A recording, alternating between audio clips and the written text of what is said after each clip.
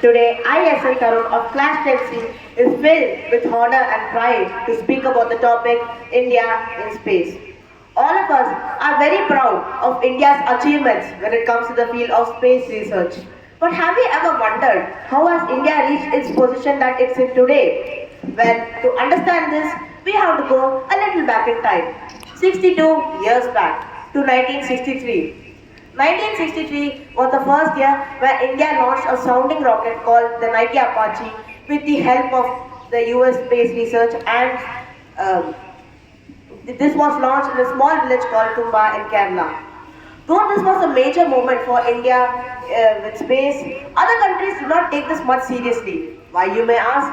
Because other countries like the USSR and the USA were out there sending humans to space, and India had to transport the materials for this rocket in bicycles and bullock carts. Yes, you heard that right, bicycles and bullock carts. Though Indians were very proud of this achievement, they knew that they had a long way to go. Under the visionary leadership of Dr. Vikram Sarabhai, he had laid the foundation for the Indian Space Research Organization that we all know as ISRO in 1969, and this famous organization was established. 6 years after the establishment of the ISRO, India had launched its first ever satellite called the Aryabhatta with the help of the Soviet Union. 5 years later, in 1980, with the help of Dr. APJ Abdul Kalam's leadership, India had launched another satellite called the Rohini. What was special about this satellite?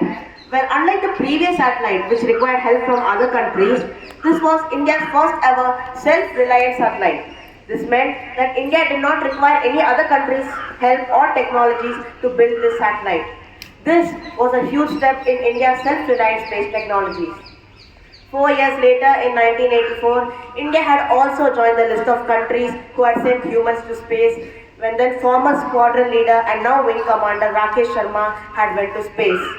This was a very proud moment for India, and every single news channel, every single newspaper, every single article was talking about this achievement.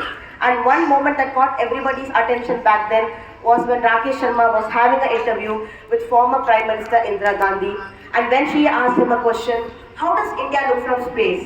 He had proudly replied, Sare Jahan se Acha. For the next few years, India had conducted multiple space programs, but nothing significant had happened yet. That is until 2008, when the Chandrayaan 1 mission was launched, and India had become the first country to discover water molecules on the lunar surface of the moon. This was a huge development for India in the moon research, and this was not the last time when India would do the research on the moon. 5 years later, in 2013, India had also launched the Mangalyaan, which was a mission for the Mars, and they had become the first ever country in the world to land a rover on Mars successfully on the first attempt, and the first ever Asian country to do so.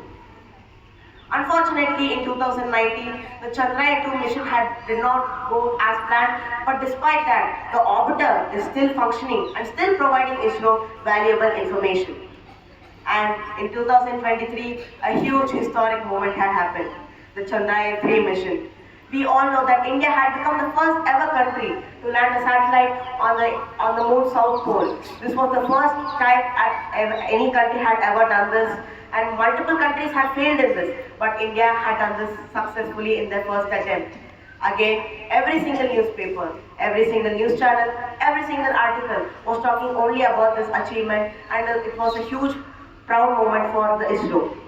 And now very recently, after a 41-year drought, Shubhanshu Shukla had become the second Indian after Rakesh Sharma to go to space when he had reached the International Space Station. I have just listed a few of India's achievements, and we have observed that just in the past few decades, India has gone from transporting materials in bullock carts and bicycles to sending humans to space, landing satellites on moon's south poles, and doing achievements which other countries can't even think about. India had went from being a laughing stock to being a prominent example for other countries on how space research should be done.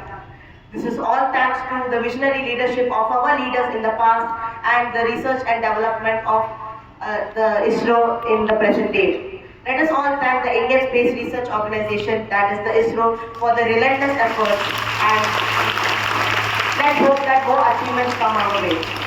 Thank you. Jai Hind, Jai Bharat.